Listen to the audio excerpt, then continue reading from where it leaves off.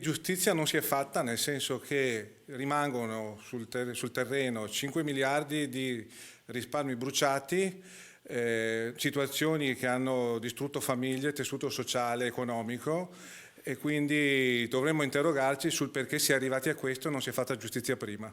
Il commento non è tanto del sindacalista quanto del dipendente di Veneto Banca, perché Massimo Paglini, numero uno della CISL trevigiana, non le manda a dire proprio in questa seconda veste a Banca d'Italia. È colpa di un sistema che lo ha anche sostenuto Consoli, e quindi Consoli è stato solo l'anello terminale di un sistema che non funzionava, a cominciare anche da chi doveva vigilare, perché oggi viene condannato Consoli per ostacolo alla vigilanza, ma la vigilanza non si è fatta. E l'affermazione viene da chi bilanci, situazioni e sensazioni le ha viste e vissute da dentro il Palazzo di Montebelluna. La situazione di bilancio la vedevamo già dal 2010-2012 e viene da lontano, viene da 1 miliardo di avviamenti in bilancio che erano stati ascritti perché erano per l'acquisizione della Banca Popolare di Intra, e poi quel miliardo non valeva più niente, ma questa cosa qua si sapeva da almeno 6-7 anni. Scelte avventate sulle acquisizioni a Fabriano, ma anche in Puglia, per non dire delle varie banche estere che hanno appesantito e non poco i bilanci di Veneto Banca, che fino al 1997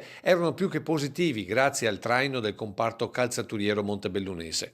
Anno orribile il 97 per Paglini, con la storica assemblea del Palazzetto Allegrenzi che sancì l'entrata in scena di Vincenzo Consoli e Flavio Trinca.